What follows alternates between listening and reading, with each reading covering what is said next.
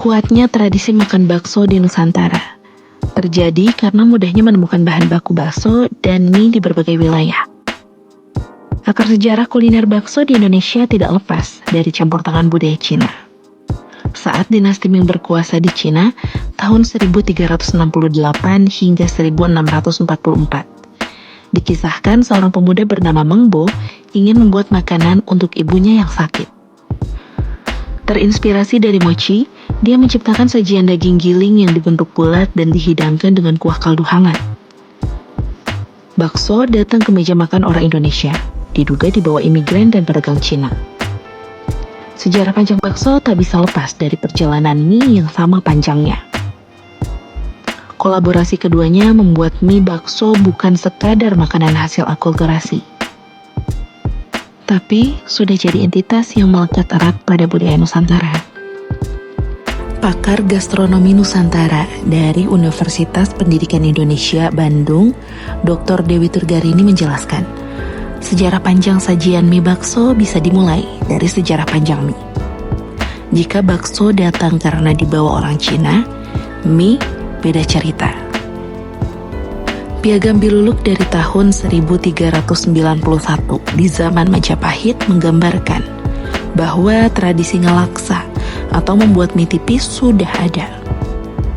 Sehingga ketika paduan mie dan bakso dikenalkan Laksamana Cengho di Semarang, kombinasi keduanya segera disukai oleh masyarakat. Setidaknya kantung-kantung pusat pembuatan bakso ada di banyak kota, seperti Solo, Wonogiri, dan Malang. Di Tanah Sunda, migrasi besar-besaran orang Cina dari Yogyakarta kala perang Diponegoro membuat tradisi makan bakso tumbuh subur. Salah satu pusat pembuatan bakso dan mie di Tanah Sunda adalah di Pangalengan. Tidak seperti bakso di Tanah Jawa, bakso orang Sunda adalah yang paling dekat dengan nenek moyangnya. Mie bakso Tasik contohnya, jelas beda dengan bakso racikan modifikasi pribumi. Mie bakso Tasik dekat sekali dengan cita rasa Cina. Bisa jadi, mie dan bakso berkuah cepat diterima pribumi karena ada kejenuhan dengan hidangan Nusantara yang dikenal kaya rempah dan bersantan. Dalam perkembangannya, bakso dan mie jelas mendapat sentuhan modifikasi dan inovasi.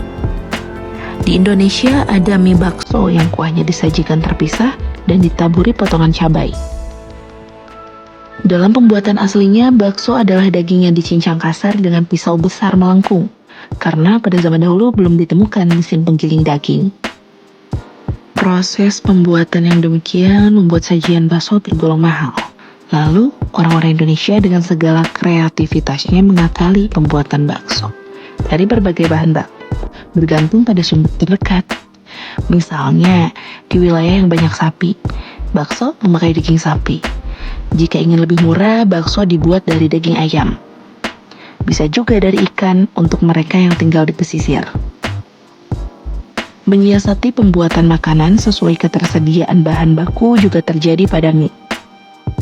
Mie leot di Sukabumi contohnya, dibuat dari tepung aren sesuai kekayaan daerahnya.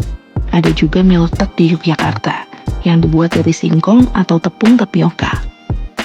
Untuk kuah kaldu, bakso di Tanah Jawa memang dikenal berkuah paling medok, dengan kaldu balung sapi yang membuat warnanya keruh, gurih, dan berlemak. Masuk ke Tanah Sunda, kuahnya lebih jernih karena dibuat dari rebusan ayam. Ada juga kuah dari bakso ikan yang pasti paling bening.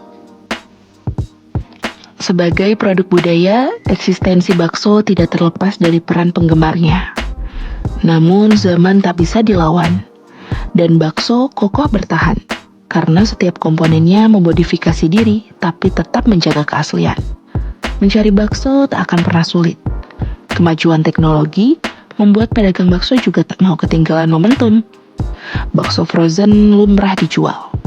Beli bakso online sudah jadi kebiasaan sehari-hari. Bakso selalu dibahas di media sosial. Betapa layar sentuh segenggaman tangan bisa berdampak besar pada bisnis bakso. Tengok saja, hampir setiap saat ada saja warung bakso hasil kreativitas baru. Ada bakso beranak, bakso gepeng, bakso penyet, bakso goreng, bakso rudal, dan entah apa lagi. Bakso kini terus berkembang melahirkan varian baru yang tiada hentinya.